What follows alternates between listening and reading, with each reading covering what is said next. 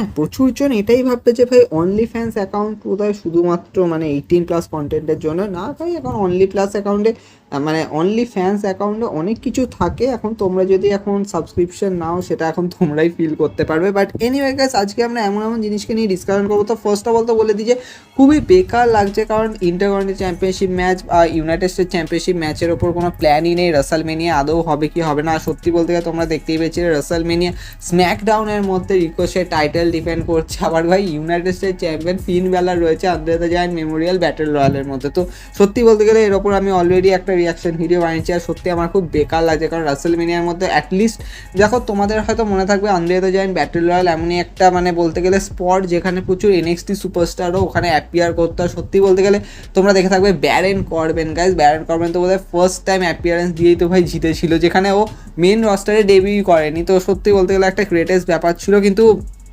Honestly বলতে গেলে খুবই আজব লাগছে, মানে কিছু বলার নেই, মানে কী আর বলবো এর ওপর।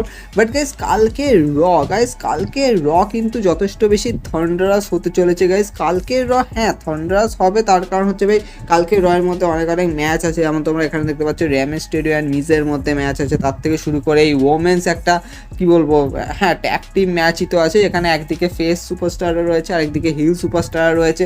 তার সাথে সাথে guys Alpha Academy versus Street প্রফিটের ম্যাচ আছে। তার থেকে একটুখানি ডেঞ্জারাস ম্যাচ আছে, সেটা হচ্ছে ভাই আরকে ব্রো ভার্সেস উসোসদের match guys, champion versus champion, just like Survivor সিরিজের মতো ম্যাচ আছে। আর গাইস সব থেকে বেশি খুবই মানে চুলোচুলি ইন্টারেস্টিং হবে সেটা হচ্ছে ভাই চ্যালেঞ্জার্স ভার্সেস চ্যাম্পিয়ন্সদের মধ্যে ফাইট। মানে বুঝতে পারছো, একদিকে থাকবে রন্ডা রোসি অ্যান্ড বিয়াঙ্কা বেলার, আরেকদিকে থাকবে শার্লেট ফ্লেয়ার অ্যান্ড বেকি লিচ। মানে জাস্ট এরকমভাবে জাস্ট কেমিস্ট্রি বানানো হয়েছে। আর ভাই তোমরা জানো যে বেকি লিচ আর শার্লেট ফ্লেয়ারের মধ্যে তো ভাই আলাদাই কেমিস্ট্রি চলেছিল সার্ভাইভার সিরিজের সময় যখন এই বেল্ট ছোড়াছুড়ি করেছিল। তো এটা সব থেকে বেশি ইন্টারেস্টিং আর সব থেকে বেশি খিচুড়ি বাগবে। আর ওইদিকে তো হ্যাঁ রন্ডা রোজি আর বিয়াঙ্কা বেলারটা তাও আমি ছেড়ে, ওদের মধ্যে আর বেশি কিছু হবে না, কিন্তু এখানে কিন্তু সব থেকে বেশি চুলোচুলি হতে চলেছে।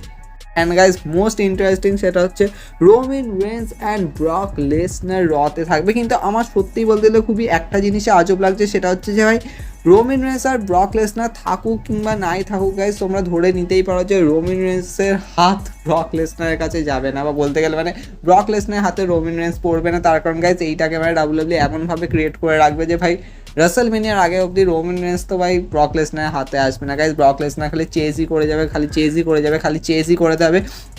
কিন্তু গাইজ এর মধ্যে গাইজ খুবই ইন্টারেস্টিংলি হতে পারে হয়তো সেথ রলিন্সকে ঢোকাতে পারে। তার কারণ ভাই সেথ রলিন্সের না তো কোনো প্ল্যান আছে। ইভেন গাইজ সেথ রলিন্সের যদি তোমরা প্রোফাইল পিকচার মানে ইনস্টাগ্রামে দেখো তো সত্যি খুব হিলোরিয়াস ভাই। এটা ওই ভিন্স ম্যানের ছবি মনে আছে, সেই কি দেখে ফেলেছিল তারপরে অজ্ঞান হয়ে পড়ে গেছিলো। তো ওই ফটোটাকে গাইজ এখানে কি বলবো ভাই ইন্টারেস্টিং, যথেষ্ট হিলোরিয়াস, মানে কিছু বলার নেই। বাট অনেস্টলি বলতে গেলে হ্যাঁ ভাই সেথ রলিন্স আর ভিন্স ম্যানের মধ্যে কিছু না কিছু মিটিং তো চলবে। আর আমি গাইজ বলেইছিলাম না আগের উইকে যে মানে সেথ রলিন্স যে বলেছে মানে আমি নেক্সট রয়ের মধ্যে আমি আমার অপোনেন্ট আমি রাসেলমেনিয়া মোমেন্ট খুঁজে পেয়েই ছাড়বো, নয়তো আমি রকে বন্ধ করে দেবো। তো এখানে ভাই সেথ রলিন্সের জন্য কোনো না কোনো একটা প্ল্যান হবে। আর এটা হতেই পারে হয়তো ভিন্স ম্যাকম্যান হয়তো সেথ রলিন্সকে মিটিংয়ে মানে রুমে ডাকলো, কিন্তু তারপরে ভাই ওটা দেখালো না যে কোডি রোডসের নামটা নিয়ে সম্বন্ধে।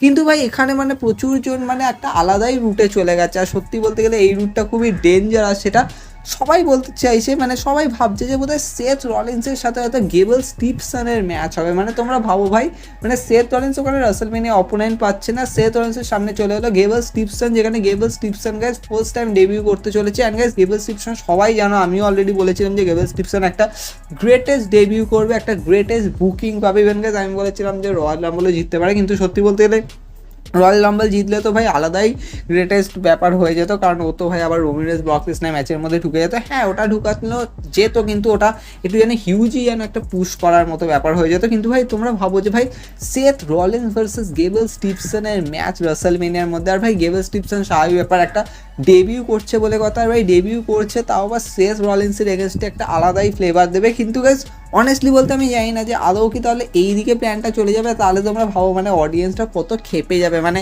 কি বলবো, কোডি রোডস ভার্সেস সেথ রলিন্সের ম্যাচই হলো না, মানে কতটা মাথা গরম হবে মানে অডিয়েন্সদের, তো কিচ্ছু বলার নেই। মানে সত্যি বলতে গেলে কিচ্ছু বলার নেই। কিন্তু ইন্টারেস্টিংলি গাইজ কালকে রতে গাইজ আরও একটা জিনিস হতে চলেছে, সেটা হচ্ছে গাইজ পসিবলি ববি ল্যাশলি আসতে পারে। আর গাইজ ববি ল্যাশলি কিন্তু ওমসের চ্যালেঞ্জকে অ্যাকসেপ্ট করতে, কারণ তোমরা আগের রতে দেখেছিলে যে ওমস গাইজ বলেছিল যে কারোর যদি বল থাকে তো সামনে আয় আর রাসেলমেনিয়া আমার সাথে ফাইট কর। তো গাইজ এটা হতেই পারে হয়তো ohms versus Bobby ল্যাশলি match set করা হলো। আর গাইজ এটা আমি অলরেডি অনেক আগে একটা ভিডিওতে বলেছিলাম, কিন্তু ডাব্লিউডাব্লিউর মধ্যে নাকি প্রচুর প্ল্যান নাকি এরকম আছে related with guys Gable Steveson. এখন guys Gable Steveson maybe guys Seth রলিন্সের সাথে, ইভেন গাইজ গেবল স্টিফসনের গাইজ প্ল্যান এরকমও ঠিক ছিল যে ওমসের সাথে ফাইট করাবে আর ভাই ওমসকে হারাবে। কারণ স্বাভাবিক ব্যাপার ভাই গেবল স্টিফসন একটা থান্ডারাস বলা যেতে পারে ডেবিউ দেবে। তো সত্যি বলতে গেলে খুবই শকিং আছে। মানে তোমরা ভাবো মানে রাসেলমেনিয়ার মধ্যে দেখা গেল হয়তো গেবল স্টিফসন ভার্সেস সেথ রলিন্সের ম্যাচ হলো, অথবা হয়তো গেবল স্টিফসন ভার্সেস ওমসের ম্যাচ হলো।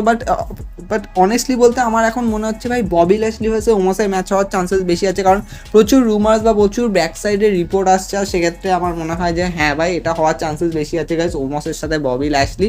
কিন্তু পসিবলি গাইজ দেখো ববি ল্যাশলিকে এখন কীরকমভাবে বুকিং দেবে, হ্যাঁ এরকম হতেই পারে হয়তো এটা ঠিক just like Braun Strowman versus Roman রেন্সের যেরকমভাবে ম্যাচ ক্রিয়েট হয়েছিল ওরকমভাবে হয়তো ম্যাচ দেবে। কারণ নর্মালি গাইজ ব্রন স্ট্রোম্যানের সামনে একটা বড় পিলার রোমান রেন্সকে দাঁড় করানো হয়েছিল, তো এখানে হয়তো ববি ল্যাশলিকে দাঁড় করাবে। তো সেটার দিক দিয়ে একটা ববি ল্যাশলির কাছে একটা ভালো বুকিং থাকবে, একটা ববি ল্যাশলি যে অল মাইটি মানে একটা স্ট্রংগেস্ট পার্সন, তো সেটাও একটা খুব ভালো এখানে প্রদর্শন করতে পারবে। তো এটা একটা খুবই থান্ডারাস হতে চলেছে আর আমার মনে হয় ভাই এটা হওয়াটা খুব দরকার। কিন্তু গাইজ আরও ইন্টারেস্টিং ব্যাপার গাইজ ডাব্লিউডাব্লিউর মধ্যে গাইজ একজন রিটার্ন করতে চলেছে। সেই ব্যাপার আমার মনে হয় ভাই তাকে হয়তো রিলিজ করে দেওয়া হয়েছিল, হ্যাঁ হতেই পারে সাইবার নেই মানে নিশ্চয়ই রিলিজ করে দেওয়া হয়েছিল। সেটা হচ্ছে গাইজ বো ড্যালাস।